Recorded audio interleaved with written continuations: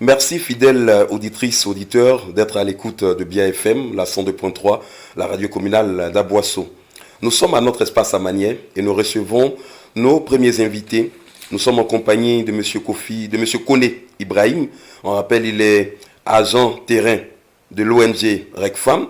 Avec lui, nous avons la présence de la coordonnatrice nationale, Madame Célestine, de l'ONG RECFAM.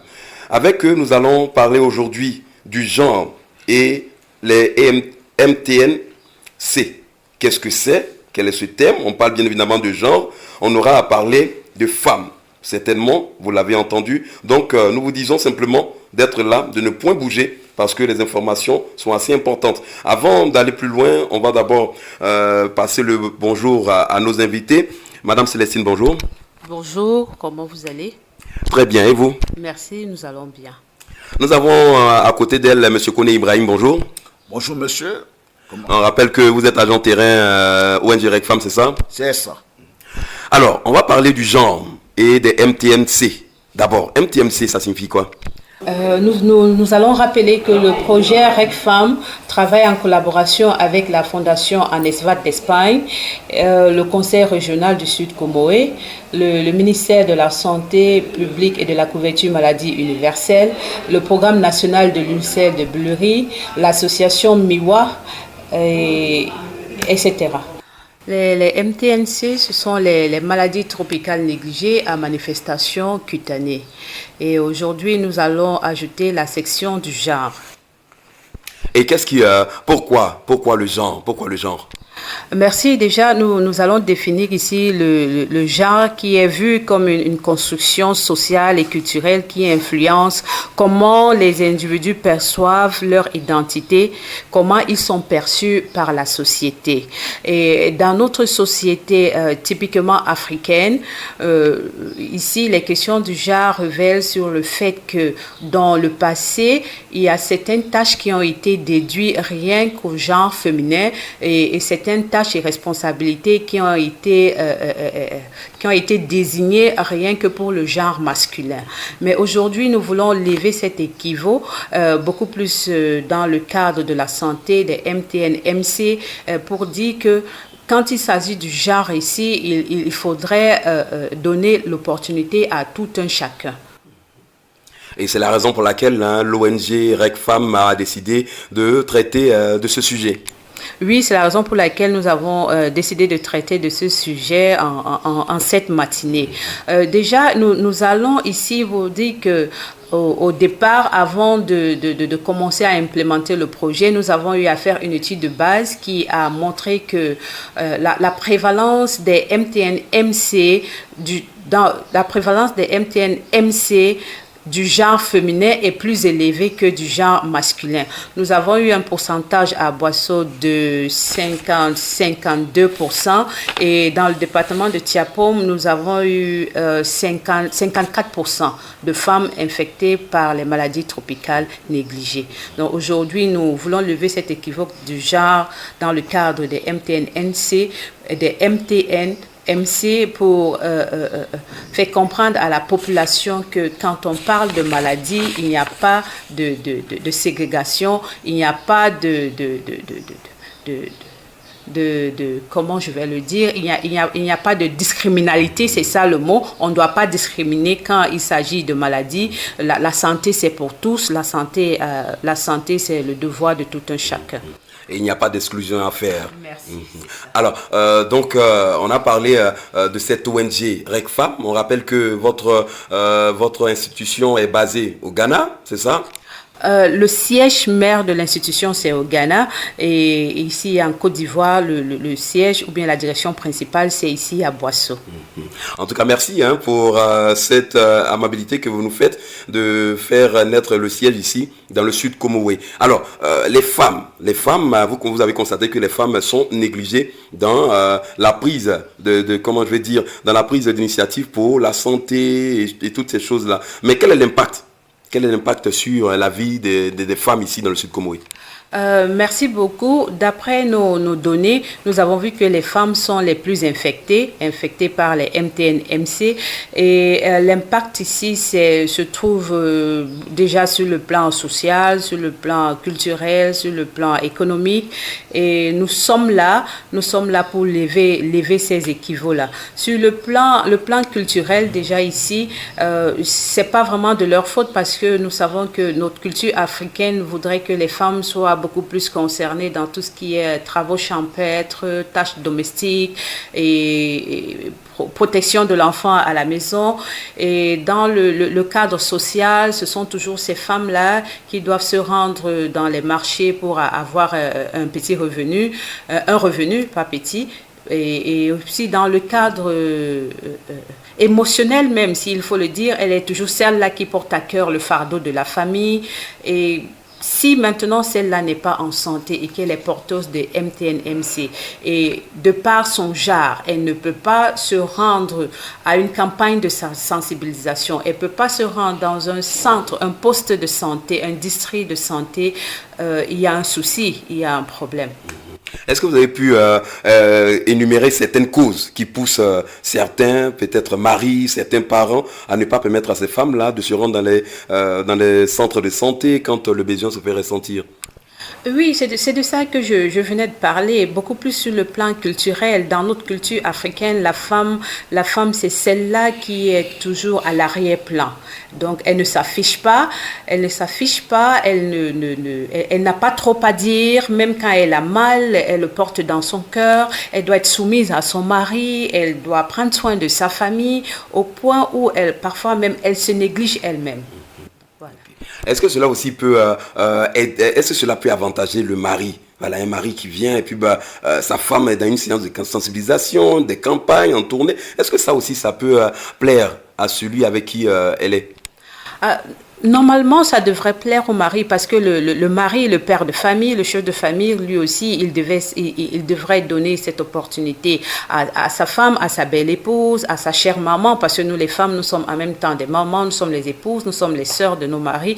Il devrait donner cette opportunité-là à celle-ci d'acquérir un certain niveau de connaissance pour le bien-être de sa famille. Parce que si vous avez bien remarqué, dans un couple, quand la femme est éduquée, quand la femme elle est ouverte, quand elle est exposée, dans le sens positif bien sûr, elle met au petit soin sa famille, elle encadre bien sa famille. Donc, ici présent, nous allons encourager nos papas beaucoup plus dans les communautés où la culture est typiquement, je ne vais pas dire enfermée, je vais dire elle est typiquement observée. Oui, il y a certaines communautés où la culture est typiquement observée, où la femme n'a vraiment pas parole, mais nous allons encourager, nous allons supplier ici ces chefs de famille, ces autorités traditionnelles à encourager nos femmes à se rendre dans ces lieux où nous faisons des campagnes de sensibilisation, à encourager ces femmes-là à nous donner l'écoute, à être à l'écoute quand nous passons de porte à porte pour ces campagnes de sensibilisation. Avec moi ici, mon collègue, M. Ibrahim Koné, qui est le chef de terrain. Moi, je ne l'appelle pas agent de terrain, il est le chef de terrain, il maîtrise le terrain. Il va beaucoup plus apporter de la lumière sur des activités qui seront menées dans le cadre du JAR et des MTN-MC. Justement, avant d'arriver avec M. Koné, je voulais poser une question. Ne pensez-vous pas que cela va un peu mettre en mal l'harmonie, le sens culturel que les uns et les autres ont vis-à-vis de la femme? Est-ce que vous n'allez pas un peu troubler cette quiétude-là? Nous ne sommes pas là pour troubler cette culture. Tout au contraire, nous sommes là pour apporter un plus à la femme pour qu'elle puisse bien entretenir sa maison, s'il faut le dire. Donc, nous sommes pas là. Nous n'allons pas dire aux femmes soyez têtues envers vos maris. Non, nous n'allons pas dire aux femmes n'obéissez pas à vos maris. Non, c'est pas la raison pour laquelle nous sommes là. Mais nous sommes là pour dire aux femmes, prenez soin de vos maisons parce que certaines de ces maladies-ci, elles sont dues aux moustiques. Prenez soin des alentours de vos maisons. Si vous êtes malade, etc. Comme je dis, je vais laisser la place à mon collègue d'apporter plus de lumière à cela. À présent, nous allons nous tourner vers M. Koné Ibrahim. On rappelle qu'il est chef terrain de l'ONG REC Femmes. Alors, M. Koné, Namou. Merci bien, cher frère. Je suis Koné Brahimon, comme l'a dit la coordonnatrice. Je suis agent de terrain. Il faut reconnaître que vraiment il y a un souci. Oui. Parce que dans le foyer, moi je pense bien qu'il faut avoir la communication. Mais quand ça n'est pas, ça envoie tous les problèmes. Si le père, ou bien le chef du foyer même qui est le père, ne communique pas avec maman, en tout cas tout se gâte. Alors, on parle de maladie. Ça c'est la première. Vous voyez? Deuxième, la santé n'a pas de prix. Troisième, l'environnement doit être propre. Mais papa ne communique pas avec maman. Maman ne communique pas avec papa. Il n'y a pas l'argent pour payer savon. Les habits sont sales. La cour est sale. Les moustiques sont là. Ça va vous envoyer quoi, vous deux? Ce n'est pas la maladie. Donc, on encourage tout le monde. Tout le monde à être propre. Pour éviter les maladies. MTN. Encore, les femmes. On était avec plus de 70 femmes le 20. Il y a une qui a posé une question pertinente et ça a troublé la salle. Les agents de santé. Les femmes sont malades, elles vont vers ceux-là. C'est ceux-là qui voient les parties intimes où il y a ces gens de maladies. Mais encore, vous venez par divulguer ça au dehors. Donc les femmes ont dit, monsieur Koné, on a bien compris, on a bien vu, mais parlez aux agents de santé. Donc vraiment, on les demande. Quand nous sensibilisons les femmes à aller vers les centres de santé, vous qui les recevez, pardonnez, ne divulguez pas ça sur les réseaux sociaux ou bien à vos camarades. Quand c'est comme ça, la femme reste à la maison. Ce n'est pas bien. Nous demandons pardon. Si cela est fait, je pense que tout le monde serait libre à la maison. Quand la femme est malade, papa est malade. Quand papa est malade, maman est malade. Quand l'enfant est malade, nous sommes tous malades. Et on encourage que tout le monde aille vers les centres de santé. Voilà ce que moi j'aimerais en ajouter. Alors, nous allons mettre un terme à notre entretien de ce jour, tout en vous rappelant que nous sommes en compagnie de Madame Célestine, en qualité de coordonnatrice nationale du REC, de l'ONG REC Femmes, et de M. Koné Ibrahim, agent terrain, sinon pour elle, un chef terrain, voilà, de l'ONG REC Femmes. Alors, Madame Célestine, quel mot avez-vous à dire, hein? Quel appel voudriez-vous lancer à l'endroit des populations qui nous écoutent en ce moment? Merci bien. Dans le cadre du genre et des MTN-MC, je voudrais ici encourager le genre masculin à ne pas rester à l'arrière-plan. Parce que c'est pas parce que c'est le genre féminin qui est plus infecté que le genre masculin maintenant devrait aussi se sentir isolé. Mais ensemble, comme mon collègue ici, M. Koné l'a dit, nous voudrons encourager le genre masculin à encourager le genre féminin parce que lui, il est plus infecté à se rendre dans les centres de santé pour des dépistages, etc. Et maintenant, dans le plan d'action pour accompagner le genre et les MTN-MC, nous avons une session de renforcement des capacités. Nous prendrons en compte beaucoup plus des femmes parce que ce sont elles qui sont plus infectées. Nous les prendrons beaucoup plus en compte quand il s'agira du renforcement des capacités. Nous prendrons beaucoup plus en compte des femmes quand il s'agira de les accompagner à s'enregistrer pour la couverture maladie universelle.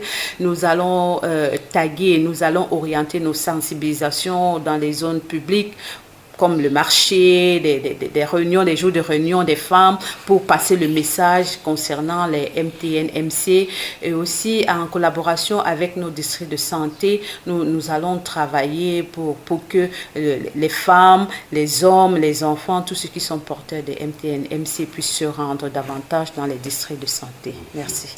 Merci à vous, Madame Célestine. C'est ici que nous allons mettre un terme à notre entretien de ce jour. Alors, on rappelle que cette ONG REC Femmes, vous avez des points focaux présents dans tous les districts. Non seulement à Boisseau, mais aussi dans le département de Tiapoum. Donc, plus d'infos, rendez-vous dans ces différents districts-là. Et puis, vous allez pouvoir avoir les informations concernant l'ONG REC Femmes. Alors, vous avez des contacts le 27 33 76 81 33.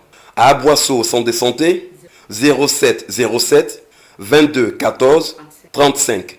Tiapoum, centre de santé, 07 08 48 22 44. Voilà, c'est tout pour les numéros. Appelez, n'hésitez pas, car la santé, c'est une affaire de tous. Alors, nous étions en compagnie de Madame Célestine, coordonnatrice nationale de l'ONG REC Femmes, et de Monsieur Ibrahim Koné. Lui, il est chef terrain de l'ONG REC Femmes. Avec eux, nous avons parlé du genre et des MTNC. Alors, on va se retrouver certainement une autre fois. Bonne suite des programmes à l'écoute de BFM. Je suis Moïse Aka.